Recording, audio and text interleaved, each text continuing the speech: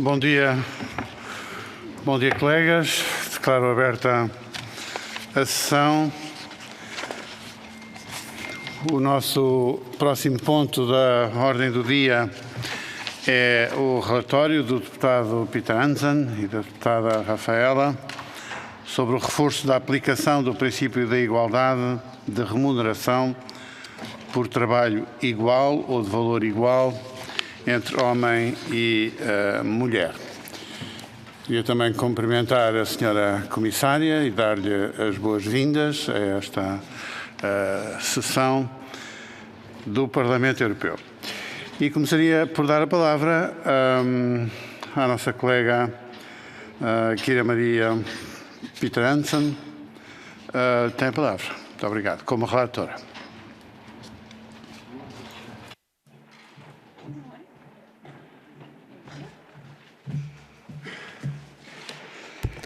Thank you, Chair. Dear Commissioner, dear Council and dear colleagues, today we're here voting on a historical and essential piece of legislation. We're here because we stand against pay discrimination, we stand against power abuses, and because equal pay for equal work should not only be a founding principle in our treaties, but also a fact on the ground. We're here because we care. We want to make a change. We want to push for gender equality, workers' rights and social progress. We want a future where there's inclusion and diversity. Today we are here to vote on the best known tool for closing the gender pay gap, to combat gender pay inequalities and pay discrimination. The Pay Transparency Directive is a huge achievement for gender equality, and it will help close the current persistent gender pay gap in the European Union on 14%. Pay transparency has the value of work at its center, because employees should be valued for their work, regardless of their gender. With this vote, we abolish pay secrecy contract, we strengthen workers' rights and workers' individual right to information, and we ask employers to report and to fix their pay gaps. Furthermore, we ensure that all employers have pay structures in place, ensuring that the treaty-based concept of equal pay for equal work is actually enforced. With this vote, we empower workers and we strengthen the role of social partners. This vote also marks the first time in history that our non-binary friends are recognized in legislation, and the first time that we take into account intersectional discrimination as an aggravating factor. And this is a historical moment, not only because having these tools and mechanisms are a huge achievement, but also because this sends a message to the world. It shows that this is what legislation can look like when you have two young feminists leading the policies. And for that, I would like to deeply thank my colleague Samira for the hard work and incredible cooperation in the past 2 years. You're truly an inspiring politician, and it's been amazing working alongside you and your team. And on behalf of Samira and I would also like to give a special thanks to all the shadow rapporteurs and all the teams for your constant fight for gender equality. And I would like to thank the Commission as well for putting forward this legislation and supporting us in getting it over the finish line. Lastly, a special thanks should go to the Czech presidency. Without you and without this presidency, we would not have been able to vote on this important file today. And I cannot fully express my gratitude towards the Czech presidency, but I would like to underline that I'm extremely grateful that your presidency and your team chose to take on this file and really walk the extra mile to make this a reality. And coming from Denmark, it's also very nice to see that it is once again proven that smaller countries can have a huge impact on European lawmaking. Lastly, I would also like to thank our amazing teams, Asta, Julia, Claire, Hoba, Mirte and Blanca, and the contribution and expertise of NGOs and social partners that participated and worked on this file. Your work was and is extremely essential and valuable. With today's vote, we will be one step closer in ensuring that there are no more glass ceilings and no more pay discrimination. Today, we give more rights for workers and we ensure the concept of equal pay for equal work. Thank you.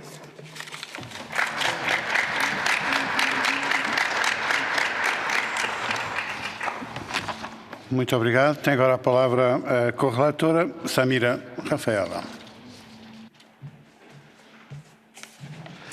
Thank you very much. And good morning, dear colleagues. Good morning, Commissioner. Today we will make history. I am incredibly proud to stand in this House and to say to all women in Europe, we are here for you. In fact, we can say this to all workers in Europe. This directive says you deserve to be treated equally and you deserve to be paid fairly, regardless of your gender, your background or your physical characteristics. With this directive, we have secured the right to information in Europe for all our citizens, and we will finally have the binding legislation we need to tackle pay discrimination in all our member states. If we had left it up to the markets, the gender pay gap would only correct itself by 2086. How could we justify this to women? How could we explain this to ourselves? We cannot. And for far too long, the economy has been organized with men in mind. Women were not the norm, and you can see this in the representation of women in leadership positions, in the pay gap, in the pension gap. There is a structural problem here, and we can't just smash the glass ceiling. We need to rebuild the entire house. And today, we are doing exactly that.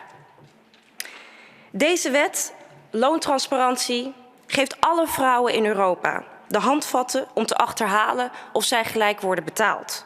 Je hoeft voortaan niet per ongeluk te horen dat je mannelijke collega in dezelfde functie met hetzelfde profiel toch meer betaald krijgt. En je hoeft dit helemaal niet meer te accepteren. We maken met deze wet een juridisch kader om de genderloonkloof tegen te gaan, met stevige middelen waarmee we een cultuuromslag gaan realiseren. We werken toe naar echte gelijkwaardigheid op de werkvloer. Bedrijven die de regels aan de laars lappen en vrouwen ongelijk betalen, komen er niet meer mee weg.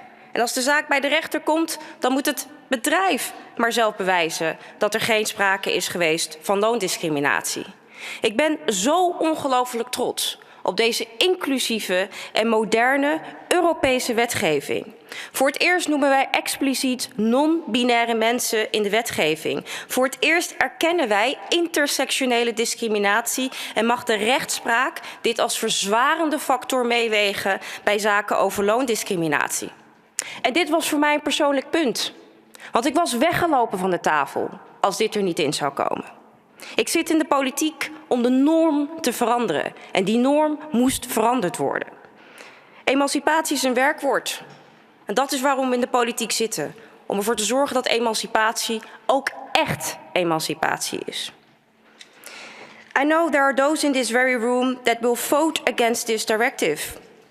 I know that they will hide behind hollow words such as gender ideology or administrative burden. The truth is that the women of Europe are watching and they will remember your vote. They will remember how you put corporate interests before their lives. They will remember how you did not show up for them today. Take that into account. I am incredibly proud of my colleague Kira, with who I led these negotiations. Thank you very much. Together we show what modern, inclusive European legislation looks like. I'm honored to have done this with you, with our team, with dedicated advisors. Claire, Julia, Meerte, Asta, Laura and Robba. And I thank our excellent negotiation team from all political groups, because today we will make history together. And I am glad that we could constructively work together with the French presidency, with the Czech presidency, with the Commission. We have showed that if we want to reach true equality for all people living in Europe, that we need to work together. Thank you.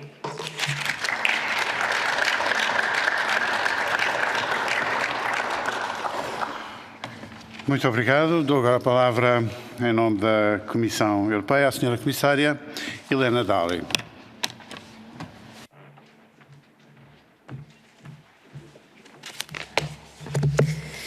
Thank you, President. Honourable members, good morning.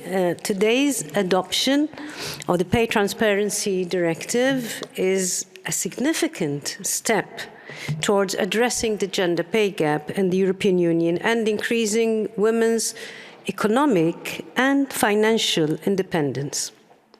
Equal pay between women and men for equal work or work of equal value is a right enshrined in the treaty. and contributes towards the fundamental principle of gender equality in the European Union. Despite the EU's right and our efforts, the gender pay gap has for decades remained a persistent problem, with women in the EU earning an average of 13% less than men. While the gender pay gap has many causes, a large part of it is due to pay discrimination and gender bias. We cannot allow women to be paid less for doing the same work or work of equal value as men. We cannot allow women to be discriminated against in the workplace because of our gender. We cannot continue undervaluing women's contribution on the labor market compared to men. Pay discrimination is often the result of an undervaluation of work done by women or of unconscious bias and deeply rooted gender stereotypes.